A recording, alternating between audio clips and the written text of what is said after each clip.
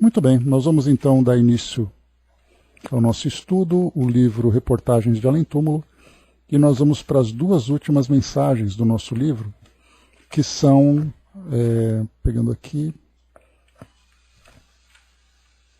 que são a Conselheira Vigilante, o texto número 34, e o texto número 35, Proselitismo de Arrastamento. Nós acompanhamos que esse livro vem trazendo para nós aqui cada um desses artigos representando, né, experiências de vida, né, de encarnados e desencarnados, e a maioria trazendo para nós ali as dificuldades que nós ainda enfrentamos em nós mesmos, para fazer com que não somente a nossa existência aqui no mundo físico seja uma existência equilibrada, harmoniosa, proveitosa, mas também dificultando a nossa própria chegada no mundo espiritual, já que nós retornamos ao mundo espiritual de acordo com a vida que nós levamos aqui no mundo físico, né? Tal vida, tal morte, lembra Raul Teixeira para nós. E aqui então vamos lá, a Conselheira Invigilante. À frente da amiga alarmada, Dona Deodata Chagas prosseguiu aconselhando. Não deves proceder levianamente. É necessário aprender a tolerância, minha irmã. Ignoras, acaso, os princípios da nossa consoladora doutrina? Quantas criaturas se perdem diariamente por ignorância das verdades que Jesus nos confia? Mas, perguntava a interpelada timidamente, e meu martírio doméstico? Será justo suportar a perseguição de pessoas sem consciência? Meu marido parece olvidar comezinhos deveres do homem de bem. E por que não perdoar ao pobrezinho? Atalhava outra, firme e resoluta.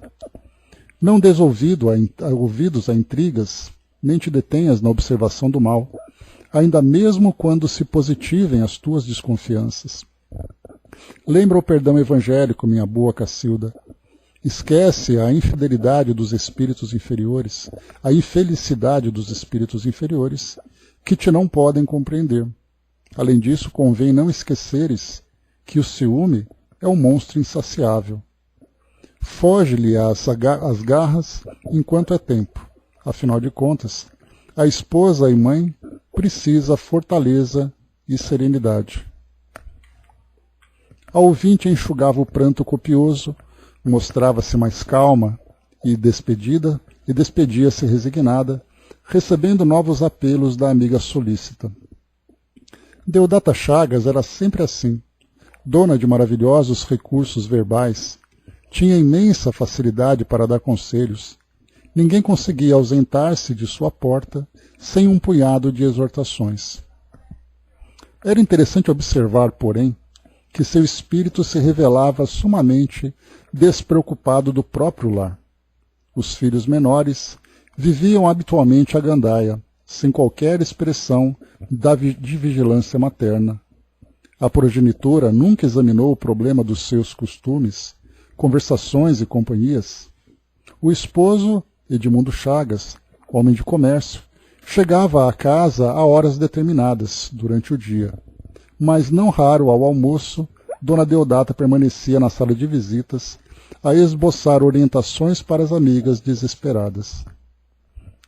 Germana, não posso compreender-te a exaltação descabida. Não te deixes dominar tanto assim. E os filhos, Deodata? Inquiria Dona Germana, olhos inchados de chorar. São eles o motivo de meus sofrimentos invariáveis. Nos tempos de hoje, raríssimos consideram deveres, poucos se dispõem a obedecer. Entendo-te, replicava a conselheira, revelando farto interesse. Entretanto, é imprescindível renovar energias próprias. Ninguém se entregará à dor sem prejuízos graves. Reanima-te, que é isso?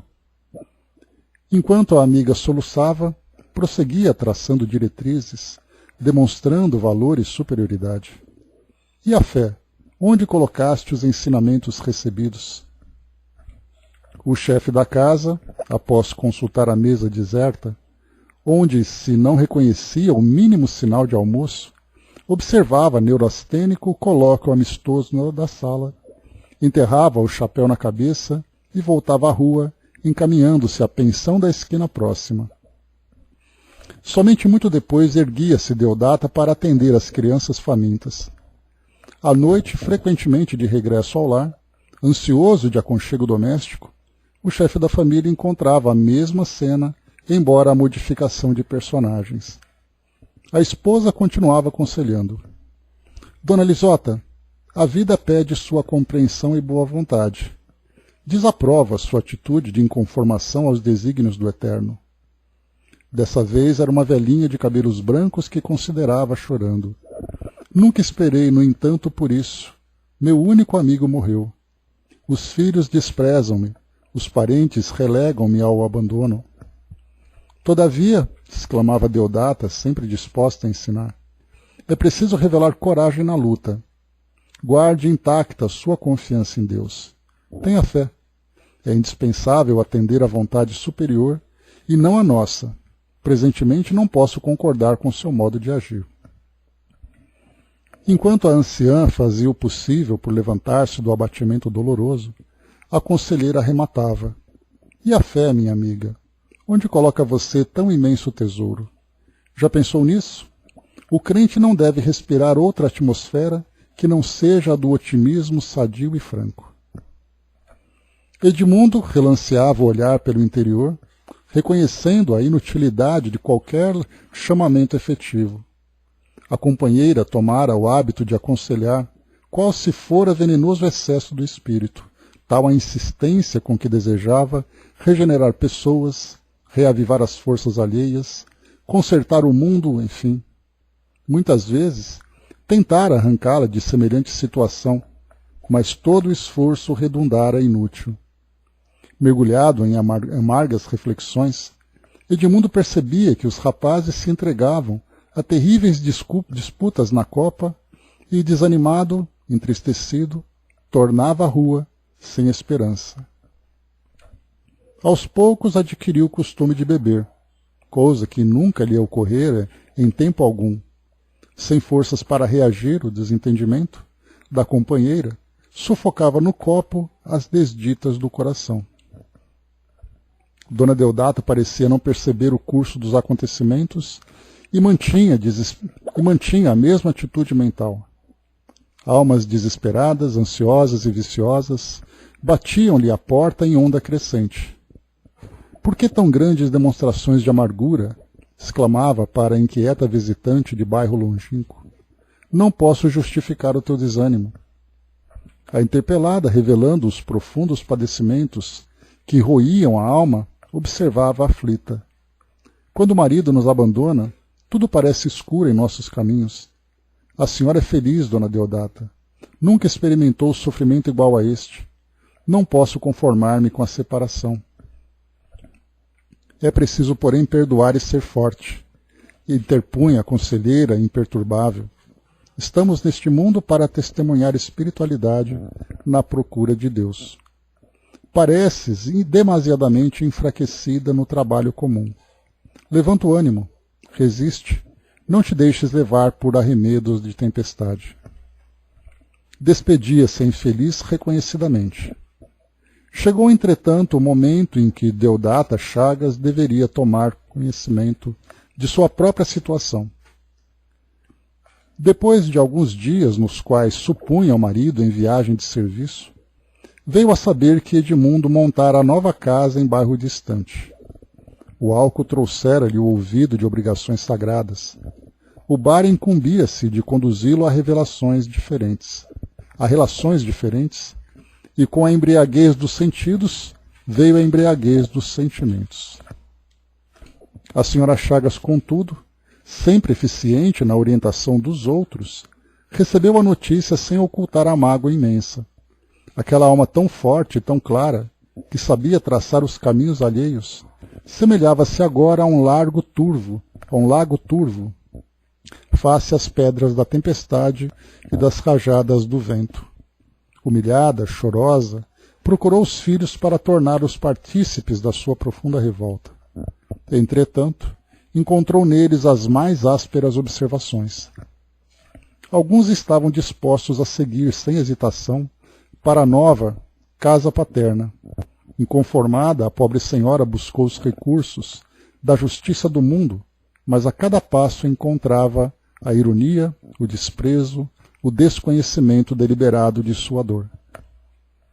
Incapaz de manter a resistência necessária, surda agora aos apelos que as amigas lhe traziam ao espírito desalentado, Deodata recolheu-se ao leito, dominada de traumatismo singular que lhe envenenou o organismo para sempre. Depois de 3 anos de reclusão, entre meditações e lágrimas, voltou novamente ao plano espiritual. Com surpresa, todavia, experimentava o mesmo abatimento e desolação. Embora atendida por generosos enfermeiros da esfera invisível aos olhos mortais, a desencarnada por muito tempo permaneceu enleada no fundo obscuro de suas impressões de amargura e revolta íntima. Chegou, porém, um instante em que conseguiu lobrigar o vulto de um daqueles emissários do bem que lhe balsamizavam o coração. Extenuada de angústia no conflito consigo mesma, a pobre criatura ajoelhou-se e rogou ansiosa: ó mensageiro de Deus, explicai-me por piedade a razão de minhas enormes desditas. Sinto-me cansada, oprimida. Por que a dolorosa tragédia que me destruiu o destino, cheio de esperanças? O benfeitor contemplou-a com expressão fraternal e elucidou amorosamente: o drama infeliz da tua última experiência na Terra é o das almas que transportam a luz por fora do coração. Os que ensinam sem aprender e aconselham sem praticar são também filhos pródigos da casa do Pai.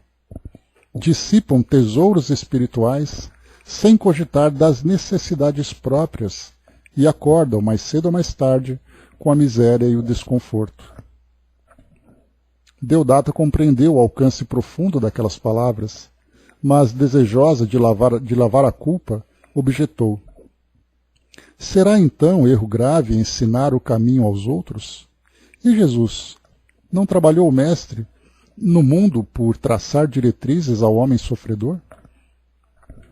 O amigo espiritual contemplou-a afetuosamente e respondeu: Jesus indicou a estrada e seguiu-a, pregou a fé e viveu-a, induziu discípulos e companheiros à coragem e demonstrou-a em si mesmo, difundiu a lição do amor, entregando-se amorosamente a cada um, expôs a necessidade do sacrifício pessoal e sacrificou-se, exaltou a beleza do verbo dar e deu sem recompensa, engrandeceu a confiança no Pai e foi fiel até o fim.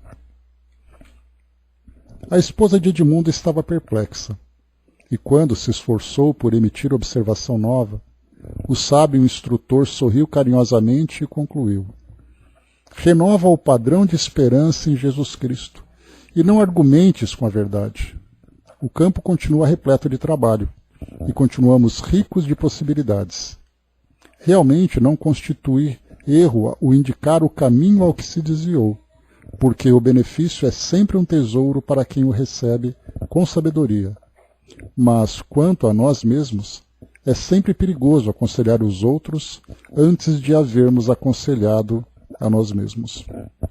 Humberto de Campos, então, trazendo para nós essas reflexões. Bom dia, Andréia. Bom dia, Dona Miriam. Então, meus amigos, aqui a gente tem 2 pontos interessantes, né, que, conforme a gente vai lendo, a gente vai desenhando assim, na nossa mente as situações que vão acontecendo. O primeiro, que talvez seja assim, o mais presente para nós, é que, mesmo diante de filosofias que nós estudamos, que apontam para nós, né, o crescimento espiritual, o modo como nós devemos nos conduzir para alcançar esse estado de plenitude que todos nós desejamos, a gente ainda tem uma dificuldade muito grande em dosar, né, esses recursos.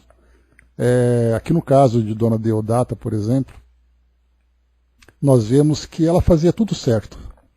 E ela acreditava piamente que servir o outro, levar aquela palavra amiga, levar a sabedoria da doutrina, era ali o melhor caminho para ela, né? Mas ela acabava percebendo que o doar era muito mais fácil para aqueles que vinham de fora do que cumprir com os compromissos e responsabilidades que ela tinha junto da família.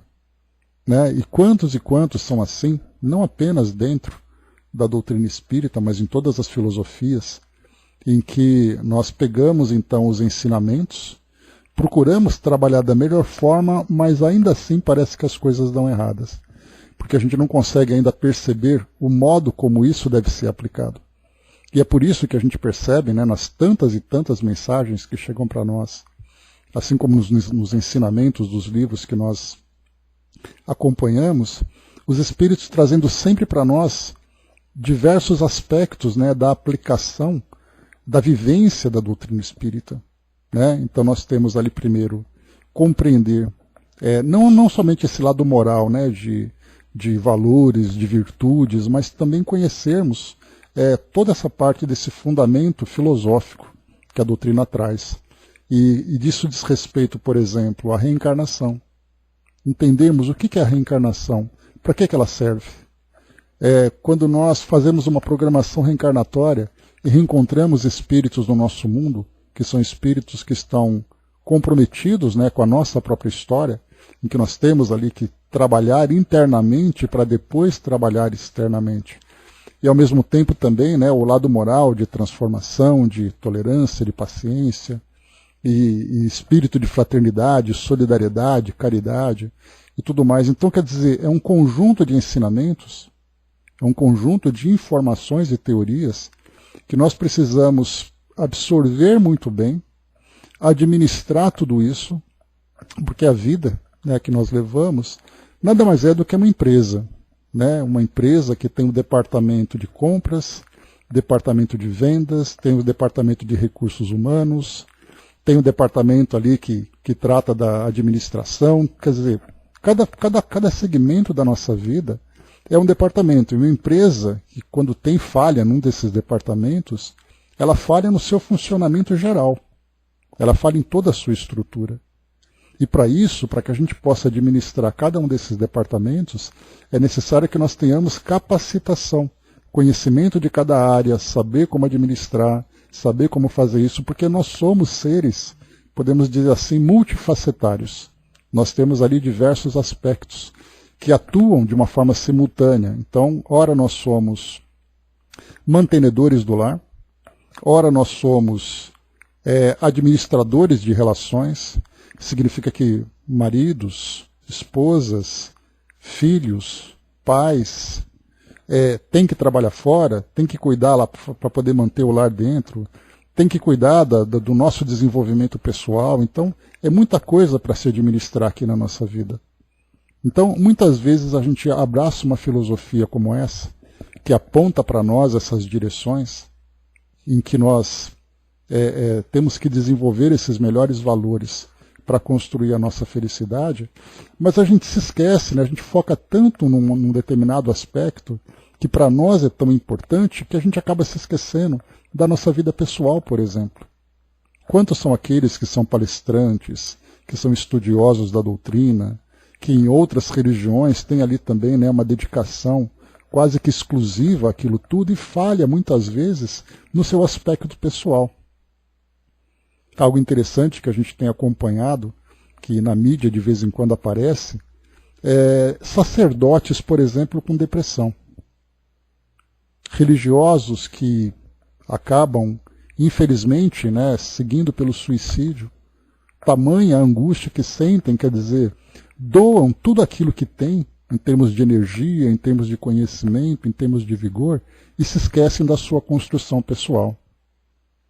Se esquecem daquilo que diz respeito à sua esfera existencial. Então eles se doam tanto que acabam se esquecendo de se suprir, de se sustentar. E aqui no final, a gente teve até o argumento de Dona Deodata dizendo que Jesus viveu assim. Ele viveu em função do mundo. E aí então o emissário aqui, o mentor, trouxe para ela exatamente isso, que Jesus ele não só dizia, mas ele vivia aquilo que ele dizia. Cada passagem, aqui para nós, quando coloca, né, ele diz assim, deixa eu pegar aqui o trechinho, que ela colocou assim, será então erro grave ensinar o caminho aos outros? E Jesus não trabalhou mestre no mundo por traçar diretrizes ao homem sofredor? E aí o amigo espiritual, Jesus indicou a estrada e seguiu-a. Pregou a fé e viveu-a. Induziu discípulos e companheiros à coragem e demonstrou-a em si mesmo. Difundiu a lição do amor, entregando-se amorosamente a cada um. Expôs a necessidade do sacrifício pessoal e sacrificou-se. Exaltou a beleza do verbo dar e deu sem recompensa. Engrandeceu a confiança no Pai e foi fiel até o fim. Então, no caso aqui de Dona Deodata, ela se tornava essa conselheira espiritual, né? Essa conselheira que trazia ali, né, as melhores palavras, a palavra certa, na situação certa, mas ela não aplicava a si mesma, né? Vivendo ali todas as dificuldades, então ela dizia, olha, conversa com seu filho, faça tal coisa, veja se ele não está com problema, cria aquele ambiente fraterno, conversa com seu esposo, então conversa ali com a sua esposa, dependendo de quem for, para poder manter a harmonia do lar e coisa e tal. Então, quer dizer, ela dizia para os outros o que fazer, mas não fazia para si mesma. Presta atenção na dinâmica da sua casa para ver de que forma que você pode ajudar. E ela não percebia que ela precisava ajudar dentro de casa. Então a necessidade aqui, eu acho que é a essência do que nós temos, né? E nós já acompanhamos, inclusive, uma outra história que nós acompanhamos aqui nesse livro, de uma senhora que também fazia tudo. Ela vivia com a caridade, ela se dedicava à caridade, ela tinha ali tudo que ela... ajudar instituições, fazia, acontecia, ficou aquele grande nome, mas o lar dela implodiu, porque ela não se dedicava ao lar. Tanto que a filhinha dela, na história que nós acompanhamos, dizia assim, por que Deus é tão ruim? E a dúvida ficava, mas Deus não é ruim, por que você está dizendo isso? Porque minha mãe fica fazendo tudo para ele, mas não faz para nós. Então, o ponto principal da nossa história é exatamente fazer com equilíbrio, né? Aquilo que nós fazemos ao outro, nós fazemos a nós mesmos. E aquela passagem de Jesus, ama teu próximo como a ti mesmo, a gente presta muita atenção no ama teu próximo, mas se esquece que esse amor a esse próximo tem que ser da mesma intensidade que o amor que nós dedicamos a nós mesmos. Só que não é amar ele para que eu possa me amar. É eu me amar para que eu possa amá-lo. Então, quer dizer, nós temos que nos construir, nós temos que nos estruturar para que possamos, para que tenhamos condição de servir. Porque aquela situação que nós acompanhamos, que é muito mais fácil, você se relacionar com pessoas fora da sua relação pessoal, acaba sendo para nós uma verdade, porque nós não temos obrigação de suportar os outros. Então eu me relaciono com quem eu quero. Agora, quando nós temos uma relação mais próxima dentro do nosso círculo familiar, já é diferente, porque ali você convive com as pessoas quase que, entre aspas, por obrigação. De alguma forma, nós nos prendemos naquele círculo e a relação de tolerância, de paciência, de resignação, de perdão e tudo mais, é aquilo que é muito mais difícil dentro do nosso ambiente pessoal do que da nossa esfera social externa. Porque ali, se eu não gosto de alguém, eu me afasto. Eu não gosto muito dele, então vou ficar meio distante e tal. E dentro de casa? Dividindo a mesma mesa, dividindo o mesmo leito, dividindo as mesmas situações. Então acaba sendo muito mais difícil. Então, nesse caso, quando as pessoas se dedicam ao serviço de fora, é muito mais fácil, muito mais leve do que se dedicar ao serviço de dentro.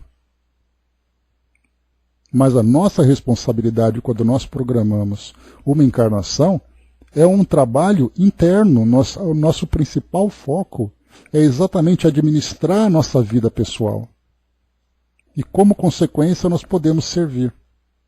Agora, quando nós chegamos e fugimos da nossa vida para nos dedicarmos a uma causa que nós consideramos maior, nós nos esquecemos do ponto principal. É aquele momento em que alguém reencarna numa família sendo filho, sendo irmão, quando alguém contrai um matrimônio para dividir uma vida com alguém, essa é o centro da sua existência. Tudo aquilo que ele fizer externamente, ele vai ter ali o seu bônus. Mas o ponto principal é que se o fracasso for interno, esse será o foco do sofrimento. Então o amar a mim mesmo, para que eu possa amar o próximo, é uma interpretação diferente do amar ao próximo como a mim mesmo. Quer dizer, do jeito que eu amo o outro, eu vou me amar? Não. É o jeito que eu me amo que eu vou amar o outro.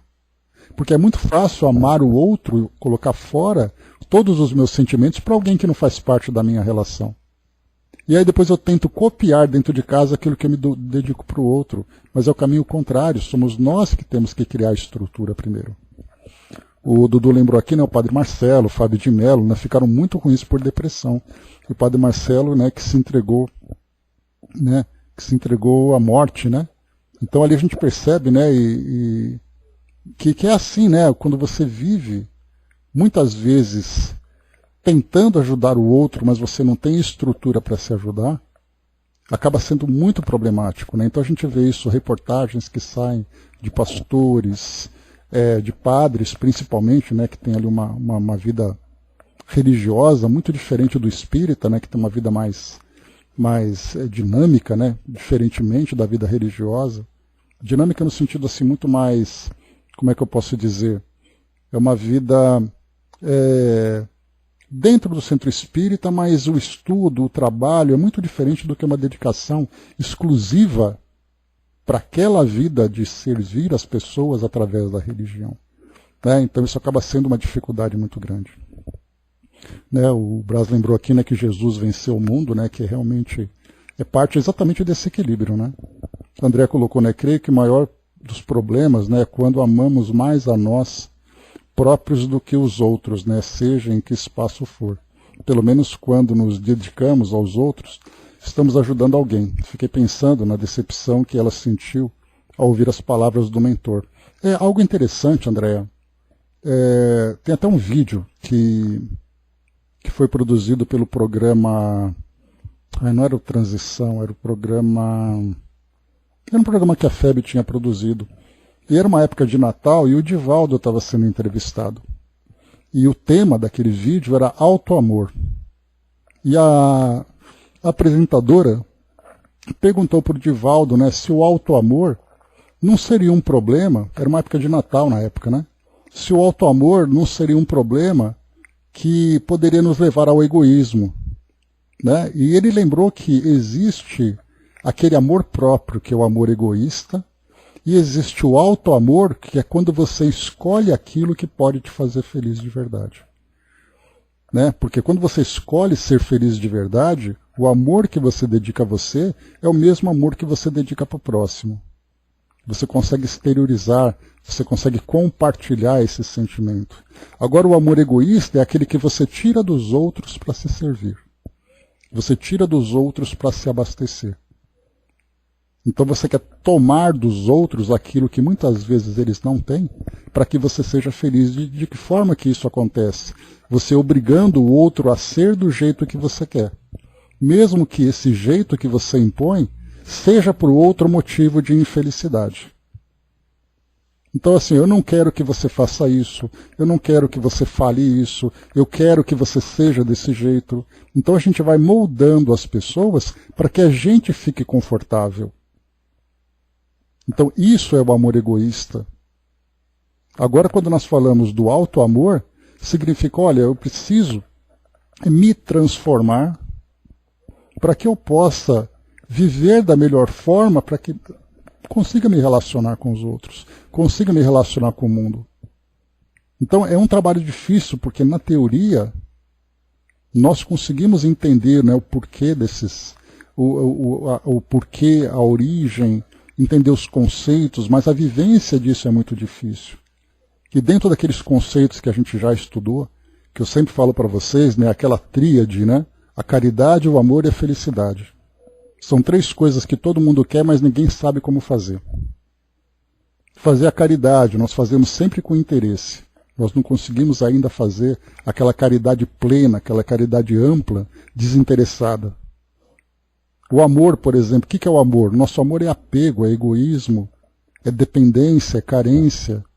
E a felicidade? A felicidade é prazer, a felicidade é posse. Então nós queremos ser felizes, mas não sabemos como. Nós queremos amar, mas não sabemos ainda o amor. Nós queremos ajudar o outro, fazer caridade, mas a gente não consegue ainda se doar integralmente para isso. Então a gente aprende todas essas teorias, mas a vivência é muito difícil, é por isso a necessidade constante, não apenas desse estudo, mas principalmente da reflexão que ele gera, para que a gente possa transformar isso, o conhecimento, em sabedoria. Porque do contrário, o conhecimento são apenas informações. A sabedoria é a capacidade que a gente tem de vivenciar tudo isso. É muito difícil para nós, por isso que é aquela coisa, todo mundo vem vivendo, né? O mundo hoje, nós sabemos, já falamos sobre isso, né? Mais de 90% da população mundial é religiosa. Todas as religiões trazem caminho para a felicidade. Mas por que o nosso mundo não consegue ser feliz? Por que o nosso mundo é esse caos que nós vivemos hoje, com sofrimento, com dor, com diferenças? Por que tudo isso? Porque nós queremos, mas nós somos ainda imaturos para fazer isso. É como se nós pegássemos jovens e crianças e colocássemos para administrar o mundo. Como é que eles vão fazer isso se eles não sabem? Então nós estamos nesse processo de crescimento. E aos poucos a gente vai aprendendo, infelizmente através da dor, que a gente vai errando, aprende com a dor e depois vai fazendo, mas com o passar do tempo a gente vai começando a fazer porque a gente sabe que é o certo. Porque a gente sabe que é o ideal. E para isso então vem a maturidade. A Angelina coluna, quem serve com amor serve aos outros e à família, né? Então é sempre assim, né? O amor, primeiro o auto-amor e depois o amor ao próximo. Amar ao outro como eu me amo. Né? E não existe diferença no servir, né? Compreender o que Jesus vem ensinar. Somos ainda aprendizes, né? Bem diferente. André lembrou aqui, né? A ganância, né? A busca do poder total, e aí prejudicamos a nós, né? O egoísmo, né? O egoísmo, o orgulho, a vaidade, que são aquelas chagas que ainda corroem a humanidade, né? Não aprendemos a amar como Jesus amou, né? Então, é o caminho ainda, né? Nós estamos ainda administrando, né? Então, meus amigos, essa mensagem desse artigo que nós lemos agora, né? Desse texto, trazendo para nós a história de Dona Deodata, que tenta acertar. Nós percebemos aqui que ela usa o conhecimento dela para tentar acertar. Só que ela não conseguiu ainda encontrar a dose certa, né, de aplicar aquilo que ela aplica lá fora, primeiro aplicar dentro de casa. Próximo texto, para a gente finalizar aqui o nosso livro. E aqui o texto Proselitismo de Arrastamento. Lembrando que o proselitismo ele é a intenção de converter o outro para a nossa crença, né, para o nosso idealismo, né? E aqui então proselitismo de arrastamento. Vamos lá. Virgulino Rocha era médium de qualidades apreciáveis no serviço do bem. No entanto, não conseguia furtar-se a preocupação de insistir com os amigos para que lhe seguissem os passos na interpretação religiosa. Na oficina do ganha-pão, era trabalhador corretíssimo, considerando o caráter sagrado de suas responsabilidades e obrigações. Mas na vida comum discutia a mais não poder, no intuito de intensificar o proselitismo. Quando surgiam conhecimentos novos nas atividades diárias, revelava imediatamente a posição extremista. Tratava-se de alguém com opinião igual a dele. Em matéria de fé, estava disposto a todos os favores. Caso contrário, porém, Virgulino se retraía. Não odiava, mas também não dispensava às novas relações o menor interesse fraternal. Em se aproximando de alguém estranho aos seus pontos de vista, deixava-se dominar firmemente pelo espírito de discussão e disputa. Nesse capítulo, não esclarecia nem convidava, preferia arrastar. Em vão os amigos espirituais ofereciam-lhe novas diretrizes. Por vezes, contra todas as expectativas, o orientador invisível tomava-lhe a mão e escrevia sem rebuços. Virgulino, meu amigo, cada árvore tem condições diferentes para produzir. No que se refere à fé religiosa, procede à maneira do agricultor inteligente. Fornece adubos, protege as folhas tenras, não ouvides a irrigação, mas não exijas fruto antes da época adequada. Será justo insistamos pela obtenção de pêssegos de um pessegueiro mirrado em terrenos desertos? Antes da colheita substanciosa e perfumada, não será razoável ministrar à planta elementos de vida, concedendo-se-lhe tempo indispensável, a fim de que se verifique a produção? Recebia o médium a mensagem sem esconder a própria admiração e inquiria naturalmente. Como pode ser isso? Replicava a entidade generosa. O nobre cumprimento do dever com Jesus e com os homens é a melhor pregação. O discípulo que execute semelhante programa é o cultivador previdente e amigo da natureza. Mas o Divino Mestre, observava Virgulino contrafeito, no próprio Evangelho não determina que se deve pregar as verdades do céu a todas as criaturas? Sim, tornava o benfeitor amorável, mas o Cristo expôs o ensinamento sem violentar a ninguém. Convidou ao banquete da Boa Nova, mas não arrastou a quem quer que fosse. Além disso, deixou bem claro que a prédica eficiente não é problema de palavras apenas, e sim de exemplificação. O aprendiz leal do Evangelho é uma carta viva do Mestre. Todos poderão ler-lhe os caracteres e afeiçoar a experiência própria pelo padrão da conduta dele.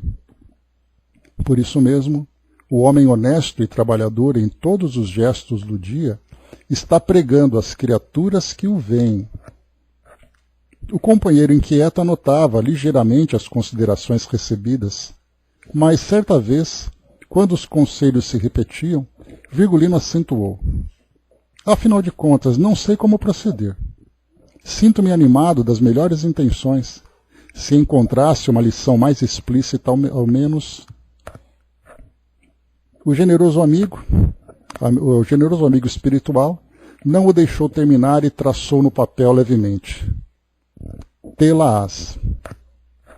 O médium manifestou estranheza em face da resposta lacônica e continuou nos mesmos hábitos, sem emprestar maior atenção ao prometido. Passou um ano e as observações criteriosas não se repetiram. Em razão disso, o nosso amigo prosseguia mais ardoroso no trabalho de arrastamento ao proselitismo doutrinário. Os antigos conselhos já estavam quase integralmente esquecidos, quando Virgulino conseguiu o que representava para ele uma vitória de apreciável importância. O Jerônimo Castro, seu vizinho, com quem discutira durante 10 anos, rendera-se-lhe às opiniões. A cura de um garoto doente inclinara-o ao espiritismo, afinal. E o antigo companheiro, seguido da mulher e 9 filhos, colocou-se à inteira disposição do médium para o que desse e viesse, submetendo-se-lhe completamente aos pontos de vista. Virgulino não cabia em si de contentamento. Humilde operário em cidade grande, cooperando no seu grupo de realizações doutrinárias, ao lado de outros inúmeros trabalhadores, não saboreara ainda alegria igual àquela, trazendo às suas ideias mais de 10 pessoas de uma só vez. Não pudera perceber que semelhante satisfação era fogo fátuo de vaidade mal dissimulada, e que o triunfo fictício era somente agravo de responsabilidade na bagagem de deveres a lhe pesarem nos ombros. Incapaz de compreender o que reputava agradável sucesso, dava largas ao júbilo infantil e comentava: Ah, o Jerônimo, vocês hão de ver. A doutrina efetuou notável conquista. Recordemos que por trás de sua figura existe enorme bloco de criaturas a considerar. Os filhos, os parentes todos, enfim, serão chamados à luz da verdade e do bem. E as esperanças lhe brilhavam nos olhos claros e ingênuos. Em breve tempo, contudo, a realidade surgia diversamente. Jerônimo Castro e os seus não se interessaram pelos ensinamentos que a doutrina lhes oferecia, à maneira de manancial abundante e inestancável. Em vão, Virgulino Rocha trazia livros, anotações e esclarecimentos. Os neófitos não queriam saber senão de vantagens. Não desejavam certificar-se de que haviam chegado à zona espiritual de trabalho e realização pelo esforço individual. Apenas saboreavam gostosamente a perspectiva de haverem encontrado guias invisíveis para a solução de todos os problemas do caminho humano. À noite, quando o médium visitava a família, a conversação era quase sempre a mesma. Jerônimo, indagava Virgulino, curioso, lê você aquelas apreciações evangélicas que mandei? Ainda não consegui, esclarecia o vizinho. Não posso saber o que ocorre. Tão logo tomo a leitura, sobrevém o sono imediatamente. As letras baralharam-se frente aos meus olhos e as pálpebras se fecham sem que eu possa atinar com a causa. Um verdadeiro fenômeno. Vai com Deus, braço. A essa altura a esposa intervinha. Estou convicta de que se trata de influenciação dos maus espíritos. Jerônimo não era assim. Antes das noções espiritistas, estava bem disposto para o refresco, sem esquecer o cinema e o teatro. Mas agora... E antes que a mulher terminasse, voltava Jerônimo exibindo expressão de vítima. São coisas da vida. Virgulino compreendia bem a ausência de atenção sincera e, tentando imprimir novo aspecto ao quadro de impressões, perguntava afetuoso à dona da casa. E a senhora, dona Ernestina, qual a sua opinião referente à leitura? Oh, quem me dera tempo ao menos de rezar, respondia interpelada, evidenciando dificuldades íntimas. Quanto mais para ler. Então o senhor julga que a casa me concede ocasião? Quando não é a cozinha que me requisita, é a sala que pede atenção. De um lado está Jerônimo cheio de exigências, do outro os meninos cheios de caprichos. Ah, esses pirralhos! Quanto sofrem as mães neste mundo, já não sei como resistir. E cruzava os braços dando amostra de esgotamento.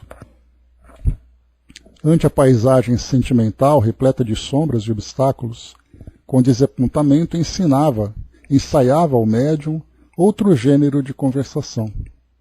Comentava-se as notas do dia. Todos haviam lido jornais.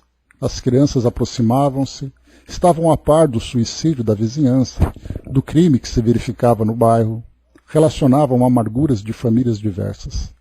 Conheciam detalhes ignorados do repórter sagaz.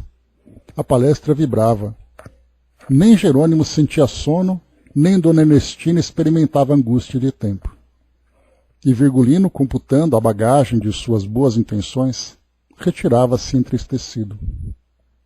A situação, todavia, apresentava complicações crescentes.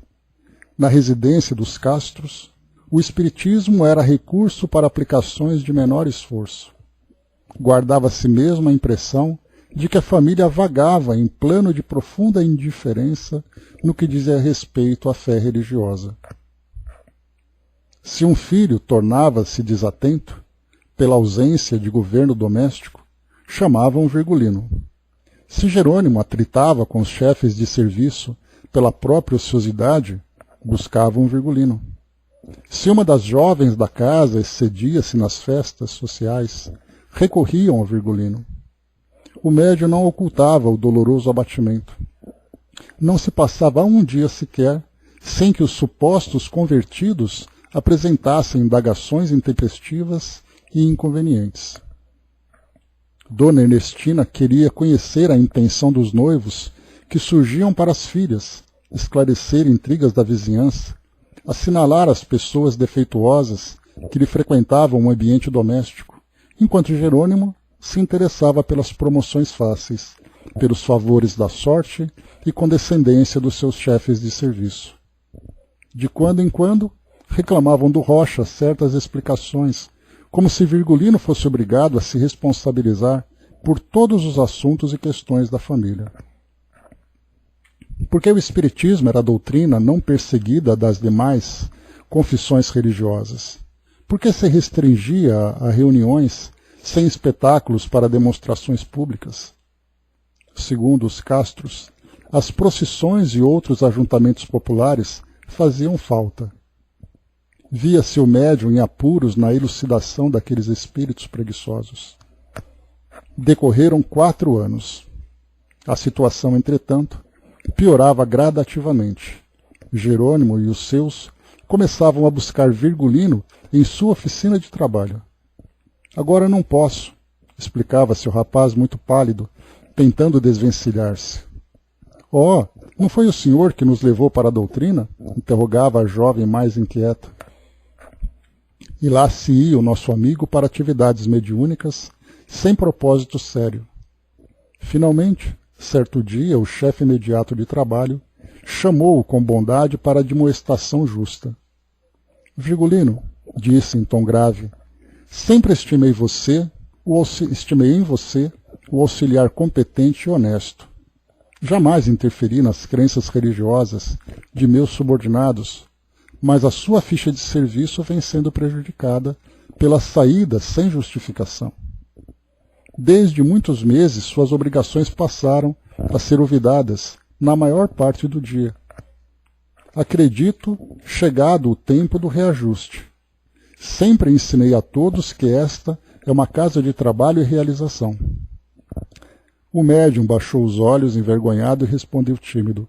O senhor tem razão. Nessa noite chegou a casa, humilde, trancou-se no quarto e chorou em longo desabafo. Implorou sinceramente o socorro dos amigos espirituais. Foi quando reapareceu o antigo benfeitor invisível, exclamando: por que choras, meu amigo? Cada qual recebe o que pede. Não desejavas uma lição prática? Respondeu o médium mentalmente em lágrimas. Sempre fiz a propaganda da verdade com sincera intenção de fazer o bem. Sim, Virgílio, voltava a dizer a amorosa entidade. Ensinar exemplificando é seguir os passos do Cristo, mas arrastar é perigoso. Além disso, nosso Pai Celestial concedeu pés a todos os homens. Não será indispensável que cada um caminhe por si mesmo? Quem espalha a verdade, amando como Jesus amou, edifica na vida eterna, mas quem arrasta uma criatura, suportará naturalmente a carga pesada. Continua adubando e amparando as plantas que vicejam nos teus caminhos, mas não cometas o disparate de arrancá-las com violência. No dia seguinte, muito cedo, antes que Jerônimo se dirigisse à repartição, Virgulino bateu à porta dos Castros e, valendo-se do ensejo que reunia a família para o café matinal, explicou resoluto em voz muito firme. Meus amigos, venho solicitar-lhes grande favor. Não me procurem doravante na oficina do meu ganha-pão. Tenho ordens terminantes para não relaxar o serviço. E antes que os ouvintes voltassem a si do espanto enorme, prosseguiu serenamente. Não é só isso. Vale-me da oportunidade para apresentar-lhes minhas despedidas. Circunstâncias imperiosas obrigam-me a transferir a residência. Que é isso, homem? Respondeu Jerônimo pasmado. Não podemos dispensar-lhe a companhia. Não é possível, exclamava a filha mais velha. Que será de nós todos doravante? Não foi o Senhor que nos levou para a doutrina dos espíritos? O médium não se deixou impressionar e esclareceu. Desfaçamos equívocos enquanto é tempo. Não precisam manter determinadas atitudes religiosas tão somente para meu agrado. São livres para os caminhos que melhor lhes pareça. Quanto a mim, devo conhecer minhas próprias necessidades. Nunca devemos esquecer que todos precisamos união cada vez mais intensa com o Cristo. Ele, sim, é nossa companhia indispensável. Entretanto, são mais de 15 anos de vizinhança e convivência, acentuou Dona Ernestina chorosa. Então isso não se levará em conta? Deus opera a mudança para o bem, esclareceu o visitante ao sopro de elevada inspiração. E antes que os castros acordassem do assombro, o vizinho esboçou um gesto de adeus e concluiu: não tenho tempo a perder. Jesus os abençoe. E depois de longas correrias pelos subúrbios, Virgulino Rocha contratou a cooperação de vários veículos de transporte e lá se foi com a família para os confins de Cascadura. E aqui então Humberto de Campos finaliza aqui esse nosso estudo, trazendo essa mensagem. E mais uma vez aqui, né, aproveitando esse tema que a gente está abordando, ele é exatamente igual ao outro, né, em aspecto diferente, mas na essência é o mesmo, o equilíbrio. Quer dizer, fazer tudo com equilíbrio, aquela coisa de querer forçar o outro a ter as suas próprias ideias, é uma vontade que ele tem, é aquela paixão, né, de querer fazer com que a verdade alcance a mente de todos, mas é uma vontade egoísta, para fazer com que o outro pense como você. Então, é certo levar essa mensagem? Sim, é certo. Mas essa forma é a correta? Não, não é a correta. Porque ele acaba violando consciências. Da mesma forma, o outro, é errado ajudar o outro? Não, não é errado. Só é errado quando você não se ajuda. Então, nós estamos ali em cada exemplo, em cada situação, buscando um aprendizado, em saber dosar aquilo que nós fazemos nos diversos aspectos da nossa existência, no aspecto da nossa vida. Né? Angelina lembrou, né? Nossa mãe sempre falava que pedia a Deus para ensinar aos 5 filhos, sabendo que cada um tinha que ser educado de forma diferente, né? Olha só, sabedoria já desde o começo, né? Então, essas mensagens, elas vão trazendo para nós exemplos de vida de cada um, né? Infelizmente, né, essas valiosas instruções, elas são desconhecidas, né? Mas se não são por esses livros, os ensinamentos vêm por outros. Vem por palestras, vem por estudos, mas é importante a gente saber ouvir, não ficar deslumbrado, mas a gente ouvir e assimilar, e trazer isso para a nossa realidade. A mesma coisa acontece, né, os ensinamentos que vão se desenrolando nas mais variadas escolas, né? Então tem aqueles sacerdotes que trazem nos sermões as orientações para as pessoas, durante ali os cultos religiosos, as instruções também vão chegando para todos. Então, não basta apenas a gente ouvir. É importante, né, quer dizer, não basta escutar, é importante ouvir. Porque escutar é fácil. E a gente acaba se deslumbrando, né? Quantas vezes nós nos deslumbramos com palestrantes espíritas, né, falando do nosso segmento. Ficamos deslumbrados com as palestras, com as mensagens, mas a gente não consegue assimilar. Muitas vezes a nossa capacidade de perceber o ensinamento acaba ficando muito aquém daquilo que é necessário. Então é importante que nós aprendamos a estudar, aprendamos a aprender, para fazer com que aquilo que nós ouvimos, que nós lemos, que nós temos contato, se transforme em recurso pessoal, para que a gente consiga de fato vivenciar isso tudo. Então, meus amigos, encerrando aqui esse nosso livro, concluímos então Reportagens de Além Túmulo, né, depois dessas 35 mensagens que nós acompanhamos, aqui pelas minhas anotações, deixa eu só pegar rapidinho aqui. Nós iniciamos esse livro, foi em... Só um instantinho.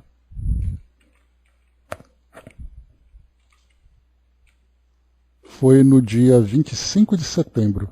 Aí depois dessa pausa, né, que nós fizemos, então concluímos agora, né? Então a gente começa, né, lembrando no nosso próximo estudo na segunda-feira, nós iniciamos com o livro O Consolador, né, livro de Emmanuel, Psicografia do Chico, seguindo aqui, né, esse nosso ciclo de estudos de obras do Chico, né, lembrando que o Consolador, ele é um livro em que ele é muito citado, um trecho tal, uma passagem tal, mas na íntegra, a grande maioria de nós acaba ainda não tendo o conhecimento, né, de qual é exatamente esse conteúdo.